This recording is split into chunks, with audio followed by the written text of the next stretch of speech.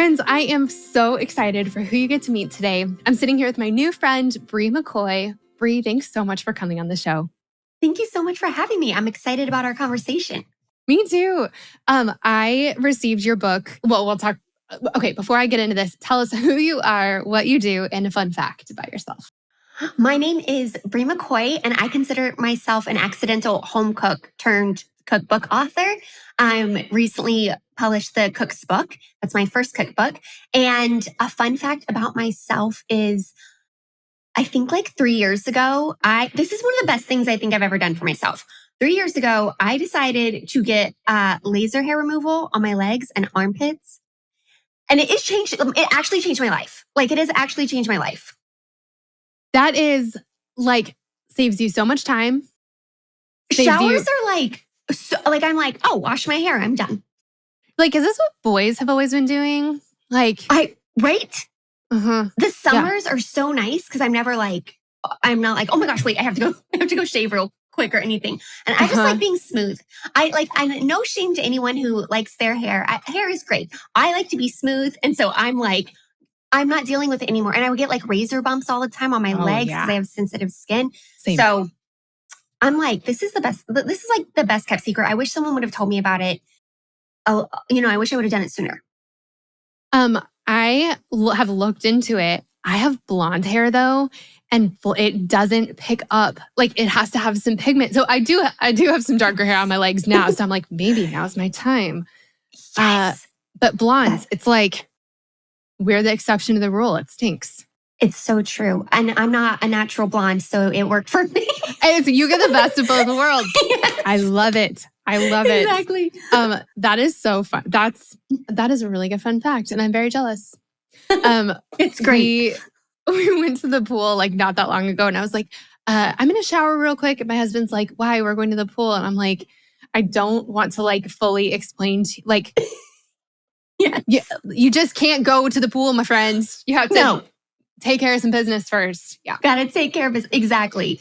Oh my gosh, when I travel, no razor, no shaving cream. That's the other thing. I'm like, I'm just telling you, it is so worth it. It is worth every single penny. But that is a good tip. If your hair is blonde, they should tell you though. They should be able to tell you oh no, it's too blonde for this.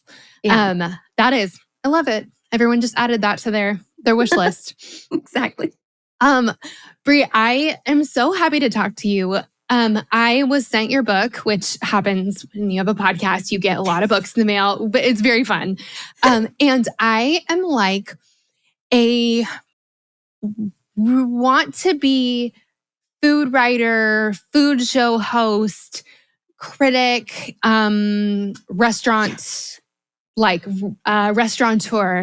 but I don't like to cook. I'm not good at it. But I love food. I'm so interested in it. All the shows I watch are about food. Food blogs are oh, it's just such a happy place for me. And I just don't actually make anything. People who've been listening to the show for a while know this about me. But that's why when I saw your book come through, first of all, it's beautiful. Second of all, this might be one of my biggest weaknesses as an adult. And so that's why I need to talk to someone who loves this and is good at this and can help us make this easier. Because the shocking thing is that 3 times a day, we have to eat.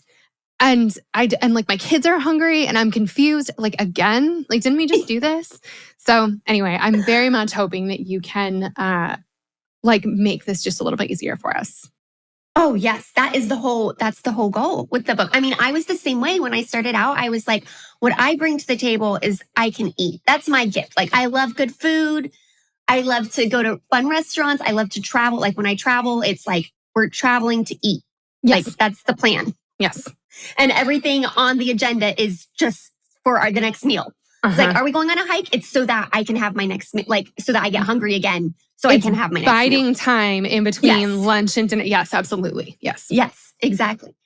So I was the same way. I was and I really was I don't think I need to learn how to cook. I was I think Jeremy can learn how to cook.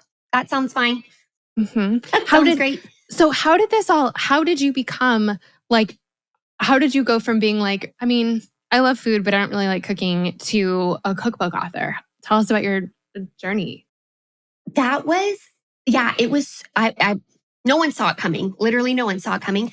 But basically, I was newly married to Jeremy, and we were like very quickly going to go into what I called high takeout debt because we were just like ordering food every night. And Jeremy was like, "Hey, like, there's a better way." Like, we got to figure something out here. And I truly was like, "Oh my gosh, we're gonna go hungry. That's what's gonna happen." But he said, like I'll learn to cook, or we can learn to cook. And I was like, "Yeah, you learn to cook." And the problem with that was I worked from home, and he's in the military, so he like went into an office. And by the time he got home, I was like so hungry. I was starving. And so then I would order takeout. And so I was like, I'm going to do it. Like, I'm going to figure this out because again, I want to eat. And so it was really like a means to an end. Like, I was like, I want to eat. So I got to cook food. So I went into Barnes and Noble and grabbed Cooking Light, which I thought was like light cooking. I didn't realize it was healthy cooking. Oh, yeah. I was okay. like, oh, we're cooking light. Like, yeah. not heavy on the cooking. And Easy button. Yeah. Yes, exactly. I was like, this is great. And then I was cooking through it and I was like, this is healthy cooking, but still, I was like, there's still a lot happening, but still. And so I cooked my way through that cookbook and I realized like, oh my gosh, wait, I really like this. It was like a hobby. It became very fun. When was this? How long? Like, I think probably like 6 months into cooking, I was like, oh, I love this. It was like a very nice break from my work day. And I would, be listening to a favorite podcast or music, or, I kind of made it a fun little, maybe a favorite drink while I was cooking. And it just kind of became this more fun ritual and break from like the grind of the day. Yeah. Yeah. Tell me, so like, how did this become your career then? What were you doing before? What does work life look like now? Yeah, so I was working for a nonprofit that I really loved. And when I got married, I moved to Florida because that's where my husband was stationed. And I just assumed that I was going to have to stop working for the nonprofit. But they were like, why don't you work from home? And I was like, perfect, love that. And so I was working from home, still working for the nonprofit. And I was in the marketing department of the nonprofit. It's like the online marketing. And so I was part of the blog that they had and social media outreach. And so I started my own blog kind of just to like know more about like what a blog is. Like, what are we doing here? Like, what are we trying to accomplish here? I should probably have my own blogs just so I can like poke around. And I decided to make it a food blog. So it really started out as like my stumblings in the kitchen. And because I was connected, I started to get connected to so many people through my nonprofit work that were bloggers, authors, speakers. They started sharing my blog and they started sharing my Instagram. And so then from there, probably like 2 years in, my blog changed from like stumblings in the kitchen and, chaos in the kitchen to, well, you all, I found out how to cook. Let me show you how. And so it became more like recipe driven and here's how to do this, here's how to do that. And then an agent asked me if I would like to write a book. And I was like, okay. So I ended up leaving my nonprofit job and like putting all the eggs in the cooking basket, as you will. My gosh. I have heard that writing a cookbook is very hard because not only are you like writing, but you are recipe testing. Is that? Oh my gosh. It is so hard. It is so hard. And I have written, so my first book was Come and Eat, and it's a trade book. It's like it's a nonfiction book that's more like a food memoir. So there's many words, like it's a it's a food memoir. It is my story of falling in love with cooking. So I've written one of those books. Then I wrote a cookbook, fast forward several years later, and I write this cookbook and I was like, this book is going to kill me. I was like, writing a book is hard enough. Like writing a book is so hard. And then you have to put into it like the recipe testing and creating the recipes and the food photography and the food styling and the layout of the book matters so much because, people need to be able to like use it as a cookbook. And it was so much. That is so much. Also, I did not realize that you had written a food memoir. That is my favorite category of book. Like, if you ask me any day of the week, what kind of book do you want to read? I'm like, a food memoir. And if it takes place, if it has any travel aspect, I'm like, I'm so in. Oh, same. I love a food memoir. They're my favorite. Because you kind of feel like you got a stamp on your passport in a way. You're like, I traveled, I ate. It was great. It was great. It was great. Okay. I love that. I love that. So I want to get like, as a person who's been in my shoes, I'm going to not say our shoes. I'm going to assume better of my community and assume that they are not as, they don't struggle quite as much as I do. But for people who are in my shoes, where is a good place to get started? If we're like, I want to learn to cook, or I'm going to go into Thai takeout debt. Where do we start? So that's a great question, because I wrote the book for someone who literally was saying, like, where do I start? And back in 2020, right when the pandemic happened, everybody was staying at home. Everybody was like, restaurants were closed, and all of a sudden all these people were like, sourdough. Sourdough starters. And so I actually ended up creating an online class that taught people how to cook. It was like the Everyday Kitchen Masterclass, and it was 5 weeks. And every week we learned a lesson, and then we made recipes that reinforced that lesson. And then the next week we would learn another lesson and make recipes that built on both weeks. And so so until you got to the end where you created a recipe that like was using all of the techniques or tips or hacks that you learned. And it was just like building on each other. And so that's actually how I ended up writing the Cook's Book. So you could literally go from beginning to end through the Cook's Book. And it's like, here's your first building block, like learn this. Now let's make a recipe that the first thing that we really learn about is salt. And one of the recipes we make is guacamole, and we make it without the salt. Like I'm like, make it without the salt. And take so that you are like tasting through the experience. And there's all like fun tips throughout the book, like, try this with that, or do this with your knife, or with that, or whatever it is. And so you're not just cooking, you're actually learning the art of cooking. I love that. I'm very sad I missed your class. I was very pregnant during the pandemic. During the beginning of I guess I was newly pregnant in the beginning of it, so I maybe wasn't the best candidate. I was asleep and nauseous, but that's so cool. Do you still teach the course? Yes, I do. I release the course at the end of every year, and people are able to go through it, and it has all these on-demand videos of me making the recipe. So really people make the recipe alongside me, and we do fun things like taste our salt and make salsa. And really cool. That's really cool. Okay, I love that. Okay, so I mean, really, what we need, everyone needs your book. We'll link to it in the show notes. But starting, so seasoning, is that a good place to start? Yes, that is. So the first two things that I really teach in the book is seasoning and using things like salt and other herbs and spices.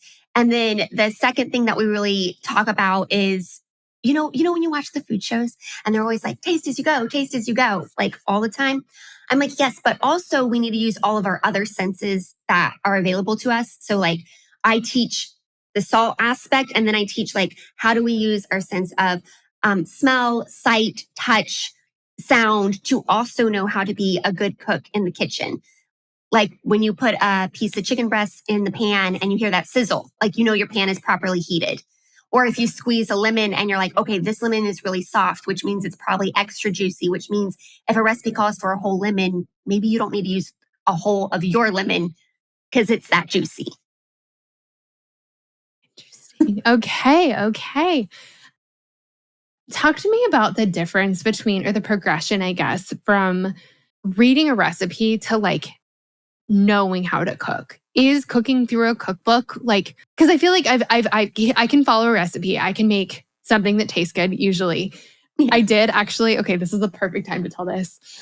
So my husband is in charge of food in our house. I tried for a long time, was he loves to cook and he's really good at it. So I'm like, You go. You like, he does meal planning, he does the shopping, he does the food.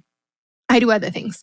But the other night, my girls, I have toddlers who are just about to turn 3, and they wanted to cuddle with Dada on the couch. And so I was like, okay, I'll make dinner. And I was making grilled cheese. I can make grilled cheese. Okay. I have to say, I know how to make grilled cheese. I've made it a million times, just like not lately.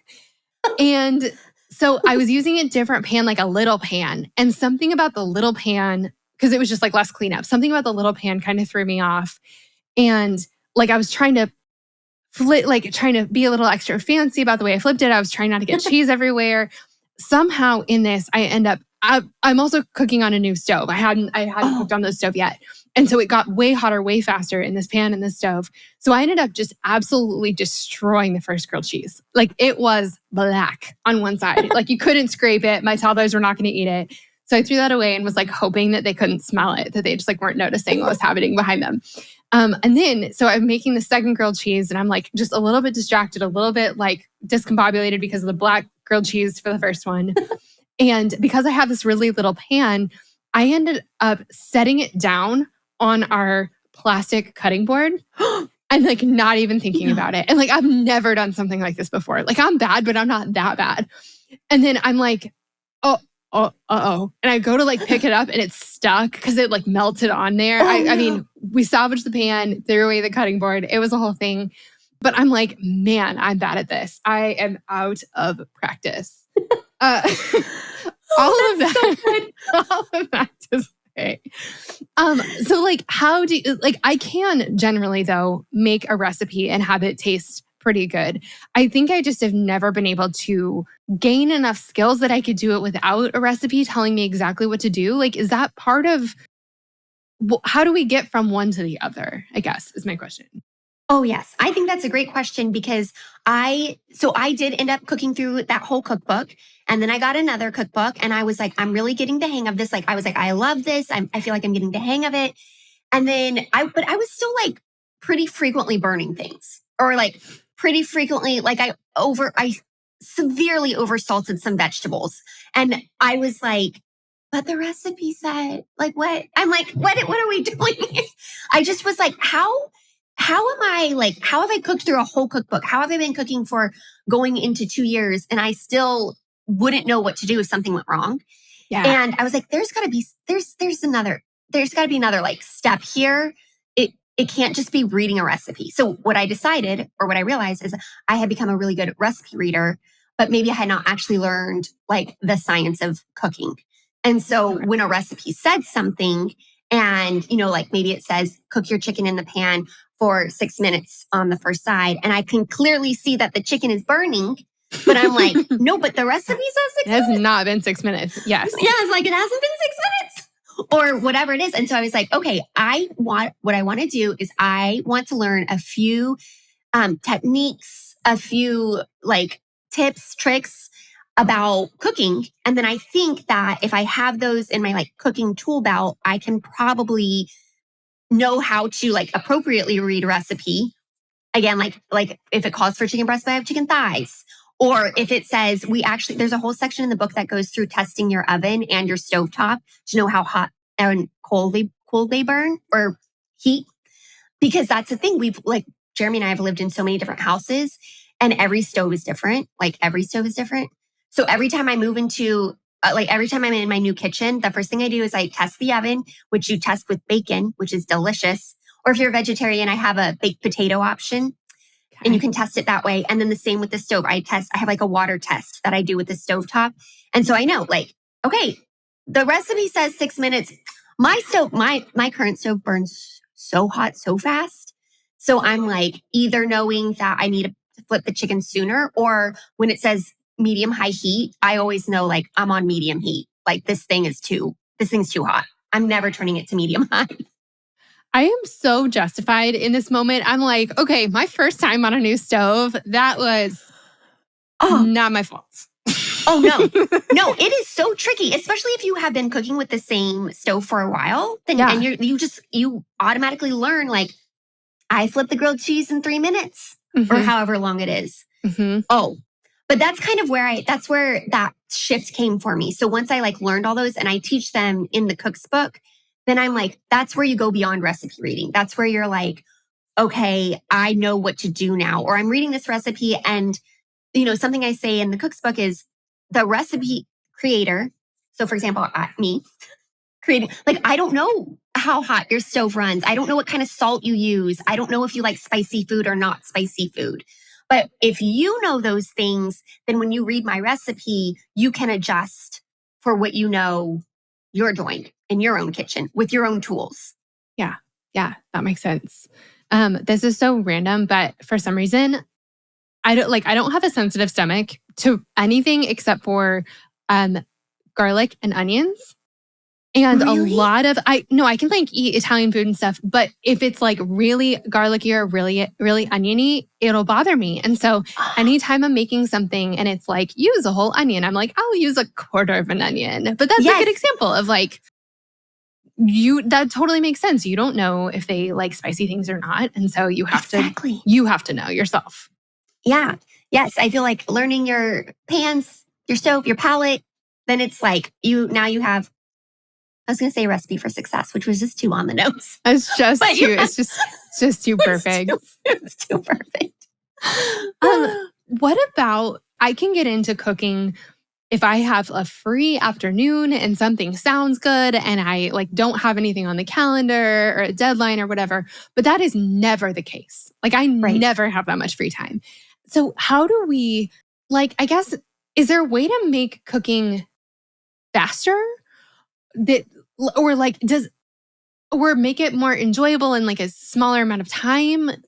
How do we do this when we don't just have like a free afternoon to make a mess and enjoy? Oh. Well, I think part of that is definitely the meal plan because I'm like, if I don't have a meal plan, then that is definitely when stress and chaos come into the picture because I'm like, oh my gosh, what am I going to make or whatever. I always like to put things on my meal plan that I know I'll get excited about. And so that helps too because I'm like, for example, we always do Friday night pizza night. And actually, Jeremy makes the pizza, not me. But it's just like I get excited about it every single week. Or, like people like Taco Tuesday. And it's just like, you just know every week and you kind of get excited like, oh my gosh, we're going to have nachos tonight, maybe a margarita. So I always like to put a little fun in my meal plan, which is perfect because usually when you're meal planning, you do kind of have that time and energy to think through like the week and stuff. And so I try to put like a fun recipe or something that I'm going to get really excited about. And I also try to do like maybe 2 of the recipes are going to be something that's more like a 30-minute meal.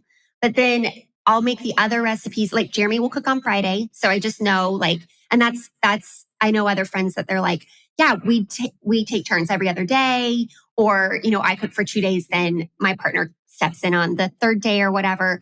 And so I think that helps with burnout of like, oh my gosh, I'm back in the kitchen. What I'll also do is I'll put like some really like low hanging fruit or easy recipes, like maybe a soup that uses pre-bought rotisserie chicken. So it's like, I'm just using that shredded chicken. I'm not having to make the chicken all on my own. Or I have a roast in my cookbook called Get Me Out of Takeout Mode Roast. Because it's like whenever I fall into that takeout cycle and I just need a home cooked meal that's going to kick me out of that rut. It's this roast, which is literally like a roast in a jar of pepperoncinis, and it's not spicy, and it's so good, and it's so juicy, and it is really good on nachos or tacos or over a baked potato. So like even just planning like some really, really simple meals, like 2 or 3 simple meals, I think helps a lot.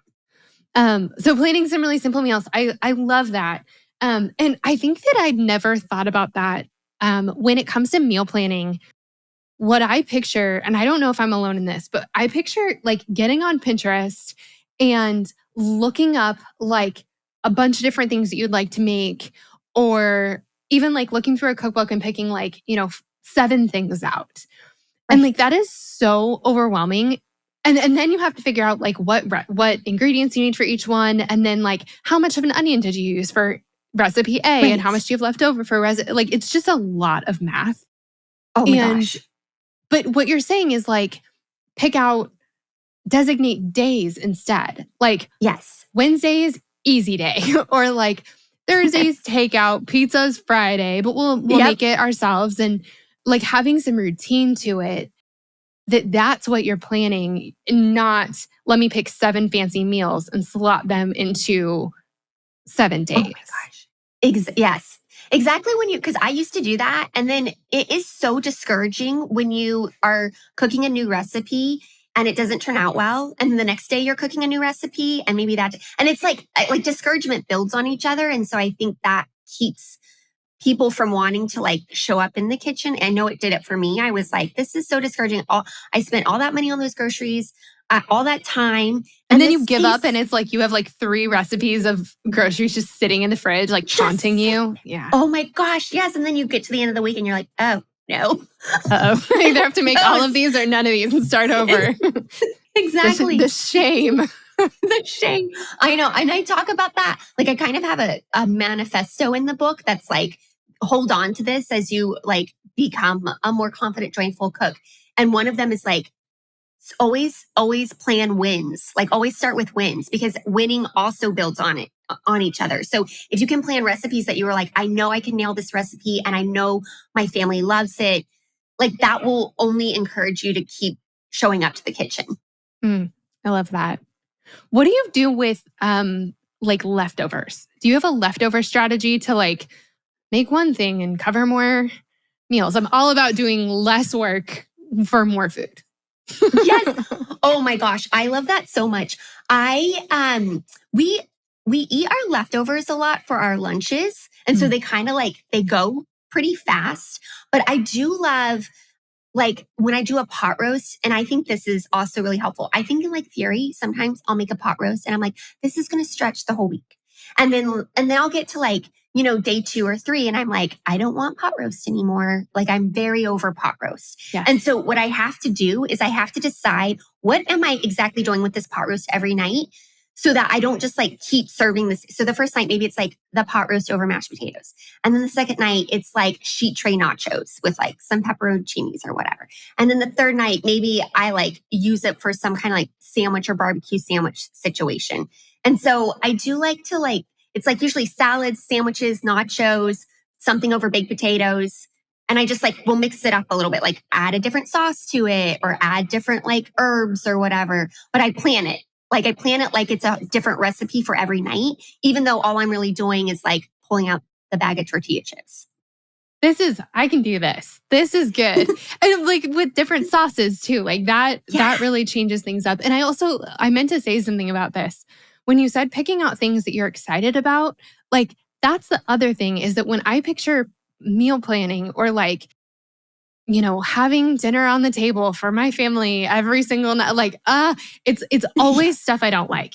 I'm in my head, I'm like making like mushy green beans every night because that's like what you're supposed to make or something. Yep. But like every time you say nachos, I'm like, nachos. I can do nachos. Like that's so, yeah, making stuff that you're actually excited to eat and excited to make. I don't know why that's not obvious, but it's not.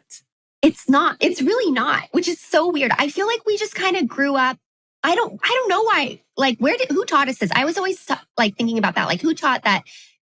You had to cook these specific meals, or that you had to cook really big meals every night, or that you always had to have 3 side dishes, like, or that something else that I teach in the book is about cooking early. So a lot of times, and it helps if not everybody's able to do this if they don't work from home, but sometimes I will like literally cook the meal at 2 p.m. Like if it's a soup or whatever, like I cook the whole thing and then I put it in the refrigerator. And then when it's dinner time, I'm like, why are we going into our kitchens at 6 p.m.? We're tired. We're hungry. Like, yes. Or even doing something, which Kendra from The Lazy Genius teaches a lot is like, what can you do right now? So maybe in the morning you're drinking your coffee and you're like, hey, I can shred that chicken, that rotisserie chicken in there. I can shred that right now. And so, or I can chop those vegetables right now. And then they're already chopped and ready to go. And I'm like, yeah, that's so smart. Why are we doing everything at 6 p.m.? Doing like cooking dinner at 6 p.m. is like the equivalent of going to the grocery store hungry. And it's like, we know better. You're coming out with Twinkies if you go to the grocery store hungry. But it's like, we should know that if we are asking the what do you want to do for dinner question at 6, it's like the only acceptable answer is Thai. Like the only acceptable answer is takeout if you don't have something planned already. Exactly. For sure. That's always going to happen. Oh my gosh, the amount of times that I was like, oh, sorry, DoorDashing wings. Like, we're just going to have to. The time for the conversation has passed. Yes, 100% that. I want to ask, because even though I'm not good at this and even though I don't like this, in my head, I love hosting. I love my people. I love eating with my people. And I want to be the kind of person who like feeds people. However, if cooking for yourself is intimidating, cooking for lots of people is like 10 times as intimidating. So what tips do you have for us when it comes to like having other people at our house that we are in charge of feeding?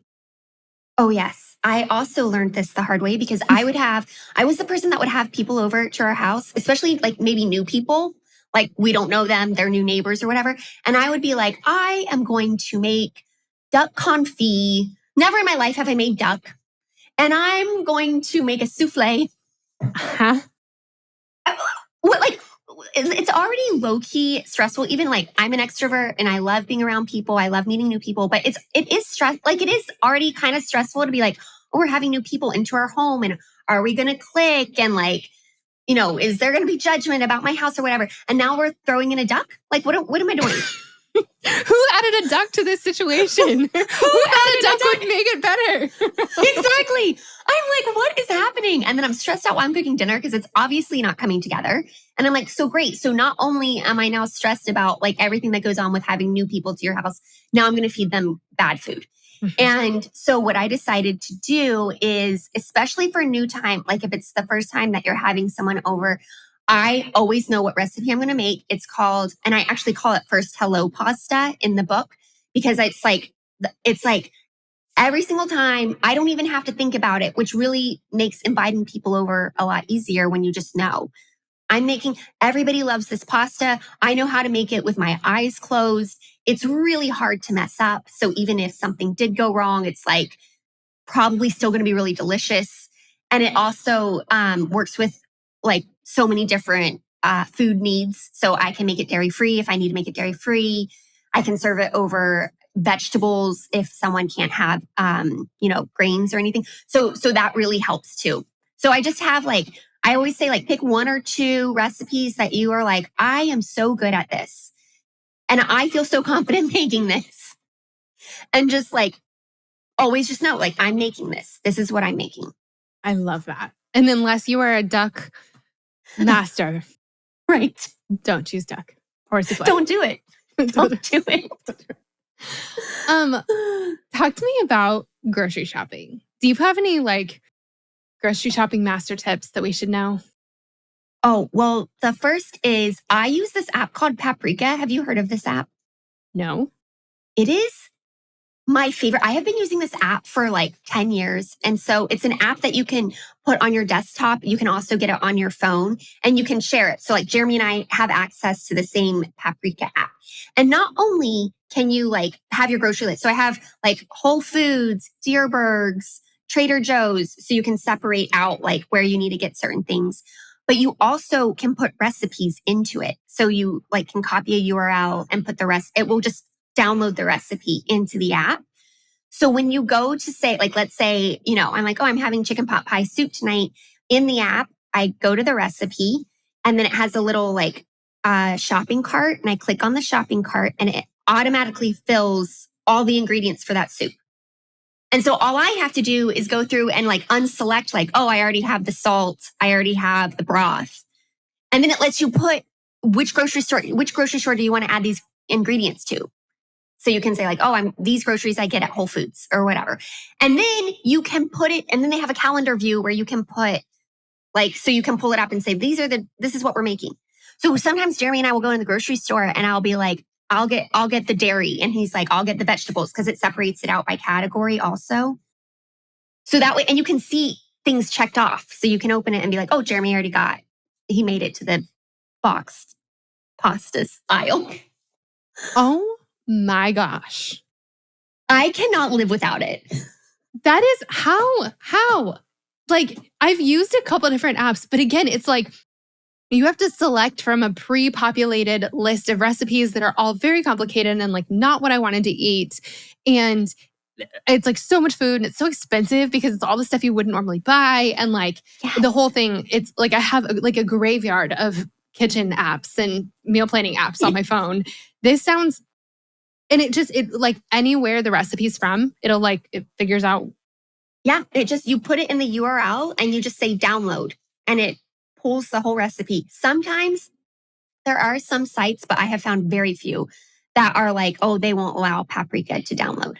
But I think I found that once or twice. Like all of the recipes I have live in paprika. I think I think it's like $9, which usually apps are free, but I'm telling you, like, it is worth every single penny. I do not know how to meal plan without it and like grocery shop without it. I am so glad I asked. Okay. We will be purchasing this and we will have it in the show notes. Everyone, you're welcome. That's amazing. Yeah. What are some things that you have in your that like we should have in our pantry most of the time? Because that's the worst thing is you're like, oh, I'm inspired to make something. And then you want to make something and you have like none of the stuff you need and like none of the basics. So what are like keep on hand basics?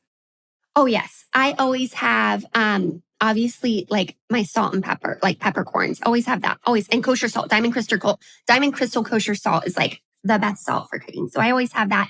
And then I always have like boxed pasta because pasta is so easy. You usually, especially if you have like butter or garlic, that's so easy. So I always have boxed pasta. I always have boxed stock for like quickly throwing it together soups. I always have a jar of sun-dried tomatoes. I know that some people are like, I don't like those, but I love it for soups. They make really flavorful soups and pizzas. I also always have capers, which I love because they have like that salty bite to it. Mm-hmm. So you just throw it on chicken or even throw it on salads and it's like so good. I always have frozen garlic cubes on hand. Those are from like Trader Joe's. What? This is life-changing. Okay, this is another thing that Kendra from the Lazy Genius shared. And I was like, what?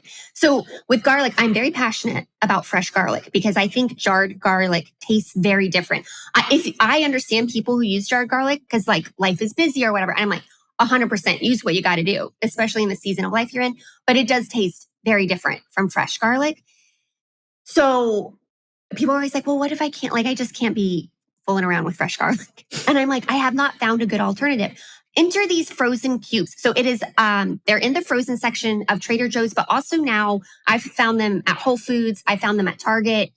And it's like you pop it out. It's 1 cube equals 1 clove of garlic minced. So that's really easy too. So if a recipe calls for 2 cloves of garlic minced, you just pop it out and you just add it to what, like in your saute pan, in your soup.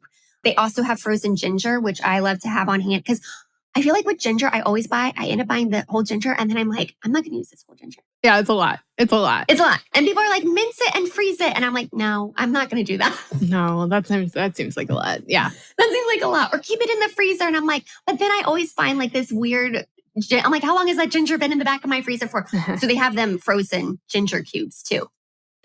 Is there anything else like that where it's like this comes pre-chopped or pre-something? Get that. Oh my gosh. I have not found anything like that.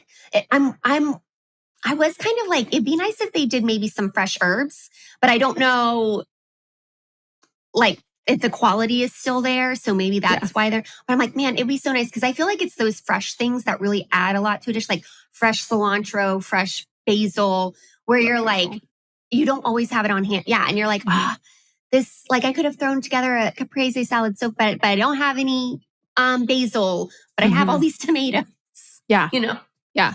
But though I think that has been the best. I think the other one that is really nice is like, if you find yourself like always being like, I don't have chicken stock, like I need chicken stock, is getting like the bouillon cubes or even the like the paste that they make, because that is like shelf stable. And so you can always be like, I can throw together stock real fast. Yeah. So I love that one. Okay. That's a really good list. We have Italian food is like my go-to. But it's like the only thing I make. It's my favorite thing to eat. And so we always have like, good pasta in the pantry. We always have good sauce. We always have kind of, I can throw together some sort of caprese, anything. As long as it has like tomatoes and fresh mozzarella, that's like, I can really hook you up with that. That's so good. What's your favorite kind of food to cook, and what's your favorite kind of food to eat? I think my favorite kind of food to cook, which I'm like, what is this category? It would be like meals that are very time intensive. Which is so funny, but because I love cooking so much, like I love it. And so, like a risotto, like I love just like stirring the risotto for 30 straight minutes, just getting like a glass of wine or like listening to a podcast and just like, and like really enjoying the experience of like adding the butter and the onions, or like making like tipsy braised short ribs. That's a little bit intensive because you're like searing the meat and then you're like sauteing the veggies and you're making the sauce that goes on it. I'm like, oh, is this going to take me an hour? I can't wait.